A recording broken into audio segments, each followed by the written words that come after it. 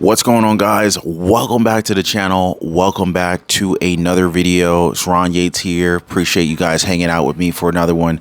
I wanted to share a very personal experience with you guys, and this was a game changer for me. And since it was such a game changer for me, I figured, why not share it with my community here? Because, my whole goal is to help more people to achieve their goals. And hopefully in a shorter period of time than it took me to achieve mine. And just because I've achieved my goals doesn't mean I don't have new goals, because I just keep setting new goals. I'll save that one for another story, because that's also very, very important to do, to not just set your goals, hit them, and not set new ones, because anyway, that's important. So essentially, this took place probably a good 10, 15 years ago, probably more like 15 or more. Anyway, simple fact of the matter is that, I'm sitting at home, me and my brother, we were just chilling. And, my wife was working, because it was yet again another weekend where my wife was working and I was off. And then, we always had this weird schedule where her off days were my work days and my work days were always her off days. So we would never have any time to spend together, unless we went on vacation, which you only get like 2 weeks per year. Well, she only got 2 weeks of vacation per year, and I got 3 weeks of vacation per year. And then, unless there was like some crazy holiday where, we were both off. But for the most part, we wouldn't really get time to hang out with one another unless it was like after 9 p.m. where we're both home or on vacation. So we were like chilling at the house, and this was like, this is a very important, strategy that a lot of people don't use. I don't know how many of you guys are familiar with the term manifestation, the term visualization. Well, basically, this is like, it's a technique that is really powerful. And a lot of people don't quite understand this. But I use this technique to build wealth. I use this technique to create passive income streams and to come up with the ideas needed to turn a side hustle into a small business, and then turn a small business into something bigger. And so anyway, we're chilling, and we were discussing, what would it like if you had $1 million, right? What would you do? Because it was just a Saturday afternoon, beautiful day outside, and we didn't really have anything to do. We were just cleaned up our cars and we're just chilling.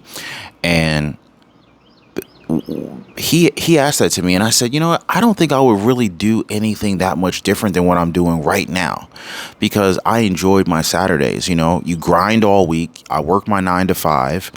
At that point, I wasn't living paycheck to paycheck, but I was at a point, but I wasn't at a point where I could really live the life that I wanted to live. But I was kind of like on my way, but I was going at a very slow pace in terms of getting there. So anyway, the question was, what would you do differently? So first of all, I thought to myself, well, I will probably be doing more of what I'm doing right now. So in other words, I would be at home more. I'm gonna be honest with you guys. I'm a homebody, so I enjoy being at home. I got a nice place. If I can just chill at home, wake up when I want to, drive a nice car. Didn't have to be anything fancy, when I say nothing fancy, like I didn't need a Huracan, a Lamborghini Huracan. I didn't need a Ferrari, 458 or anything like that. Or, I didn't need that. I just wanted something nice, BMW M3 has always been my car, my type of car. Anyway, so, and I said I would like to be able to take 4 vacations a year. And the other thing I think I said was, I wanted my wife to always be available to me to be able to have fun and hang out whenever I wanted to, versus the limited amount of time that we had. Now, I don't know how many people find themselves in a situation where, you work, you grind, and there's nothing wrong with that, because I've grinded very proudly for many, many years, starting from the lowest paying jobs, washing dishes, mopping floors and cleaning up and stuff like that to, much more higher paying, higher skill level positions later in my career. So I work, like Drake says, started from the bottom. Now we here. And I have literally started from the bottom. Technically, I started helping people with their grocery bags as a 12-year-old kid in New York. So like when you couldn't even you're not even legally able to get a job yet, I would just help people with their bags for tips. I might make like $10 a day or $20 a day. So, the grind was real. So, and nobody told me to do that. I just took it upon myself because I've always just wanted to go get it myself. And so anyway, the conversation was more like a visualization exercise, and it was kind of like, well, what would you do if you had $1 million? Well, this is what I would probably do.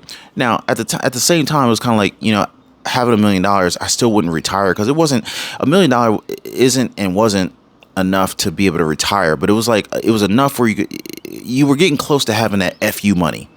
You could tell your boss to go, just suck it and walk out the door and not really care. And so anyway, that's what we talked about. And later that year, we ended up going on a trip, me and my wife. So we went on this trip. It's an amazing trip. And, we happened to, we were in the Dominican Republic, and we happened to go, we were chilling in this pool. And it was, every time we go here, it's an amazing time, beautiful, beautiful resort.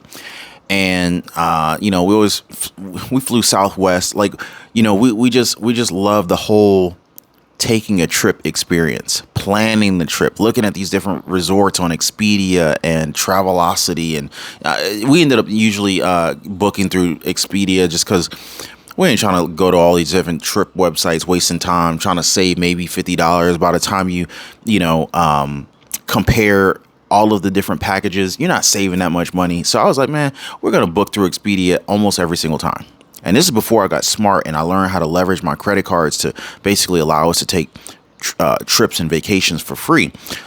More on that later if you guys want to learn more about how I take free vacations thanks to my credit cards. Anyway, most people are paying the banks high interest. They're paying the banks high credit card fees. They're paying the banks and making the banks wealthy. I ended up learning how to leverage credit cards to get free vacations out of them. Anyway, I'll talk about that later. So anyway, we're in the Dominican Republic. One of the days we happen to be, every day we're in the pool. Beautiful, huge. They have so many pools there in this resort. But anyway, so we happen to be in one of the pools and we're just talking, right? We got drinks in our hand. We were sitting at this swim up bar for the longest, just getting free drinks because it was an all inclusive resort. Didn't even know how hammered I was till I got off the bar stool and I went to kind of walk away with my drink while in the pool. And I was like, oh, yo, I could barely feel my legs. And my wife felt the same way. Anyway, note to self, every now and then if you're drinking in a swim up pool bar, get off the bar stool and just kind of walk around and kind of get a gauge for where you're at. Because if you just keep drinking in one spot, man, you won't even realize how hammered you are. Anyway, so I was, we were having this conversation, beautiful day, breeze is coming in, not a cloud in the sky. And we're in the pool, but you could see the ocean, waves coming in and going back. And I asked my wife, I was like, hey, what would it take to be able to do this more times per year? Why do we only have 2 weeks a year? Now, granted, she had 2 weeks of vacation time at her 9-to-5 job. And I got 3 weeks vacation time at my 9-to-5 job. And I was like, yo, we have such a wonderful time here.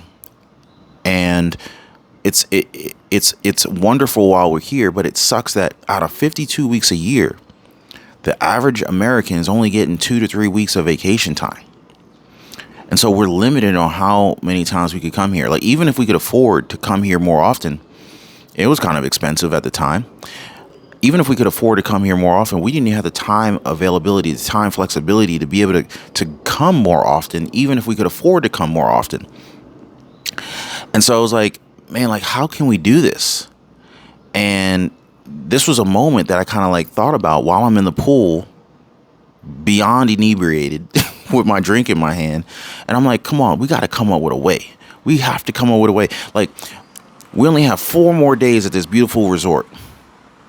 What would it take to be able to come here 4 times a year, you know, and maybe even stay here for a longer period of time for each time, you know? I'm just like, hey, you know, let's just dream a little bit. Let's just figure out, you know, like, there's got to be some way, right? And then, you know, so this kind of really fired me up to kind of go down this passive income journey and really figure out ways of creating multiple streams of income to be able to do these things more frequently. And the thing is, I didn't, you know, the biggest goal for me, because again, like I said, all I wanted was to be able to live my life on my own terms. I wasn't looking for some flashy lifestyle. I just wanted to make sure that, you know, my wife was always available to me to hang out with me whenever I wanted to, because my wife is my best friend. You know, I'm not like, you know, some people are in relationships and they look forward to getting away from their spouse, but I'm not that type of person. So, you know, the more time we can get together, the better. And so getting her free was really probably one of my goals, which I have achieved, by the way. She retired about 1.5 years ago. But it got me thinking. It was the power of visualizing, and the emotion that comes with it is so powerful. It really makes you think of things that you wouldn't normally think of. And the most interesting thing about manifestation and visualization techniques is that you're visualizing what it would be before you're experiencing the thing you want. And the funny thing is when you think about it, everything you see on this planet, everything you see on this earth is only here because someone thought about it happening first. Someone visualized it happening first. Like this house, someone visualized the construction of this house before this house was built. A builder, unless the builder was an architect as well, a builder hired an architect to design a floor plan, all of the inner workings. How is this architecture going to be built? How big does the lot need to be? What's the elevation going to be? You know, is it going to have a basement or not? You know, this is what real estate developers think about and question before they build a house. How many square feet is the house going to be? How many bedrooms? You know, the architect and, you know, all the designers, they're working together to, once they figure out how you want it to visually look and all the basic amenities, then they have to go in and figure out, okay, how we're going to run the plumbing for this house, how we're going to run the electricity and the wiring for the house. All these different things. Are you going to have crown molding? What is the exterior of the home going to be made out of? Is it brick? Is it stone? Is it hardy plank? Is it vinyl? You know, wood, right? Everything you see, every road you've ever driven on was predetermined. Someone thought it up and then they made it happen. Even airplanes, right?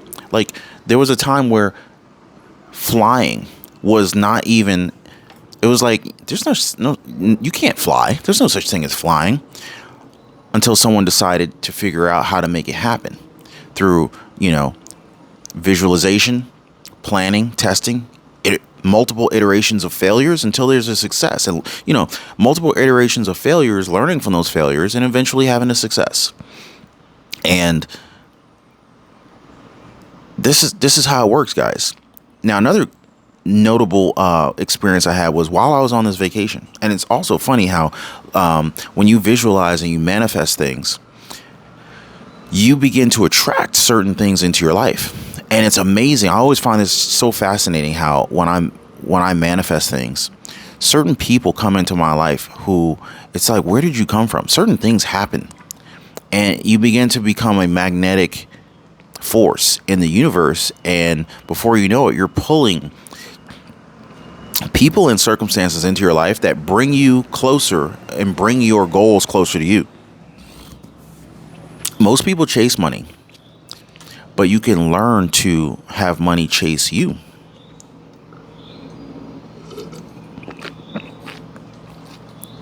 It's all about structure and planning. So, one of the things I realized was that as long as I continue to trade time for money, then the longer I would be a hostage to my 9 to 5 job. And I'm not trying to bash 9 to 5 jobs. I'm just saying that a 9 to 5 job it's 9 to 5 because they're telling you your hours, right? So as long as you're tied to this requirement of working a certain number of hours in order to get a certain amount of income, you will never have time freedom. And that's what I was after. And it's like levels to it, right? So it's like you want to get out of being paycheck to paycheck. If you're in credit card debt, high interest credit card debt, and if you're carrying any kind of debt, I'm going to give a mortgage a pass, right? So if you're carrying any kind of debt that's not paying you, I'd be looking to get out of that ASAP, because if you're paying any kind of high interest debt, you can't build wealth if you're too busy taking your income, which is your greatest wealth building tool, and using that income to make other people wealthy. So, for example, most people carrying credit card debt are likely not having a 0% interest credit card. So if you're paying 15-20% interest to your credit card, you're too busy making the banks wealthy. You're too busy out here making Wells Fargo, Chase, Bank of America, Citibank all wealthy with your income in the way of paying high interest credit card debt, in the way of paying high interest car debt. If you have bad credit, that's even more of a reason why to hurry up and get the heck out of debt, right? Because the banks take advantage of people with bad credit. They pay more money to borrow.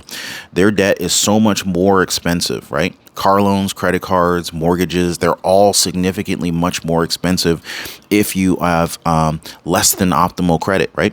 And so, this recognizing that is so powerful, but not just recognizing it, but taking action to make sure that you get out of that situation. So going back to the pool, we're in the Dominican Republic still. This is the next day, maybe. And I talked to this guy. It's funny because it was like he and his wife and me and my wife. And I had seen these guys, this couple earlier at the resort on previous days. And we just so happened to be in the pool together. And I was talking to him, because he was actually sitting next to me at the swim up bar on another day. So I was like, yo, what's up, man? Hope you guys are having a good time. They look friendly, and I just, said what's up to them. And next thing you know, we're just, shooting the shit, enjoying ourselves, drinking, and again, the drinks they're all inclusive. So I don't even know how many we had, but we got our money's worth. And I asked him, I was like, how do you like it here? He was like, oh man, we come out here all the time and we love it every time. And we've been coming out here for years. I said, really? And he said, yeah. And I said, well, we've been here like 3 times, and we love it every time. And then he told me, he was like, yeah, we come out here 4 times a year. And I said, what? I just thought it was kind of crazy. He said 4 times a year, because I had earlier, during the trip and previously, before the trip, talked to my brother about taking a trip 4 times a year. So anyway, this guy's talking about how he and his wife come out here 4 times per year, and they spend at least 10 days here at a time. So I'm like, wow, like this guy is doing exactly what I'm trying to do. I just thought it was weird that I bump into a guy who's already doing what I'm trying to do. And I just asked him, I was like, yo, man, like how are you able to do that? And he was just, basically giving me a high level answer for how he's doing it. But in a nutshell, he has created multiple forms of income that is not reliant on him being there, being physically present to generate these income streams. So bottom line is this. He had real estate investments paying him multiple times per month, generating passive income. So he was invested in real estate. He was invested in the stock market. He had, who knows how much invested in the stock market. His, likely his ETFs, index funds, and dividend paying stocks were all paying him. He's paper assets. He was invested in paper assets that were paying him. And then, at some point in time, while you're buying up these paper assets, these ETFs, these index funds, you're leveraging your favorite platforms, Moo, M1 Finance, Robinhood, E-Trade, Fidelity, Charles Schwab. You're buying these assets to get to a point where the assets start appreciating and paying you enough that you could live off of them. And so this is basically what he did. He has a business that essentially he manages, but he doesn't need to be there for the day-to-day operations. And, that in a nutshell is what he was doing. He didn't give me any kind of step-by-step how to do it or anything like that. But it was just like, hey, I realized that I began to see this pattern of people who had time freedom were doing it in a way. The people who had time freedom, none of them had 9-to-5 jobs. And I realized that, okay, in order for me to achieve my goal, I need to keep working this 9-to-5 job, but taking this money and funneling it in such a way that it will inevitably free me at some point in time from the time obligation. And that was all the motivation and inspiration that I needed. And that set me on my path to really just start researching and figuring out, hey, what is it going to take? And it's funny because, I tried multiple things that didn't work, but I never lost hope. And once I figured it out, I was like, oh, wow, this thing really works. Bottom line, though, guys, most everybody can do the basics. And this is how I started. You're going to have a place to live. You're going to either rent someplace to live or you're going to buy a place to live. Now, if you're buying, that could very well be your first real estate investment. You can buy it as a single family, or you can buy a property as a single family, owner occupant type of property. You can leverage loans like FHA-backed loans. FHA loans generally, 3% down. And the funny thing is like the government's going to provide you with a loan against an asset that's more than likely going to appreciate in value if you hold on to it long enough. And the bottom line is like you need some place to live anyway. So why not be building wealth, owning something that you need, and then owning something that could pay you in the future, which ended up being what we did. Now, I didn't do a FHA loan, I don't think. Don't quote me on that. I don't remember what our first loan was. I don't remember. But the simple fact of the matter is that our original home is now a rental property. What we could have been paying in rent, we ended up putting that money toward a mortgage, paying down the balance, deducting the interest that was paid. The IRS lets you, deduct certain home related expenses as a homeowner. The other advantage is that, you can then take that same home and use it to create reliable monthly passive income. And we found quality tenants, put them in there, and they're paying every single month. We don't even deal with it because we hired a management company, and, they're great people. They take care of the property and we take care of the tenant. It's a great relationship. But this rental property also comes with additional benefits. It allows us to depreciate the property. This is like a tax IRS related term, but basically it allows you to, it benefits you from a tax standpoint. It's a tax strategy to use depreciation against your real estate. In addition to that, the taxes that you're paying, the insurance, there's lots of expenses associated with running that property, but it still positively cash flows quite a bit. But this is only possible because we had planted the seeds early. And keep in mind, it's never too late. So, we created that form of passive income. All along, we were also investing in the stock market. I had to convince my wife that this was a good idea. So we invested in the stock market. It was like pulling teeth to get her to do it. Got her investing in her company 401k, and she was getting the free money through the company match. And I always tell you guys, hey, don't leave free money on the table. If your company is going to offer you a match on your 401k investment portfolio, I would be a fool not to take it. So we've been doing that for many years, and I've been personally aggressively funding my own personal brokerage accounts, and compounding my money as quickly as possible. S&P 500 has been, delivering rates of return of like 8 to 10% for the last 50, 100 years. And in addition to that, I was investing in myself, increasing my own income so I could also take that money, not to necessarily increase my lifestyle, but I used that money to increase how much money I had available to me to buy more assets. So while everybody else was rushing out to buy the latest Mercedes-Benz and Audi and, name your favorite luxury brand car, that was cool because I like cars. I'm a big car enthusiast. But I knew that buying those things too soon was going to slow down my realizations of my goals.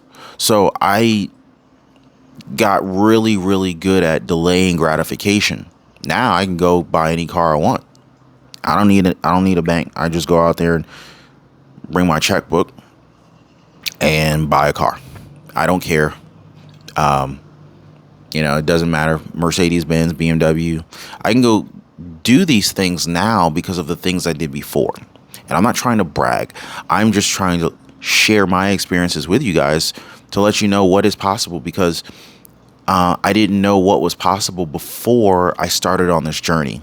So if you're thinking to yourself, man, like, where do I even get started? I started off being way in the hole, up to my eyeballs in debt. If you guys saw some of my previous videos, you've probably heard the story before.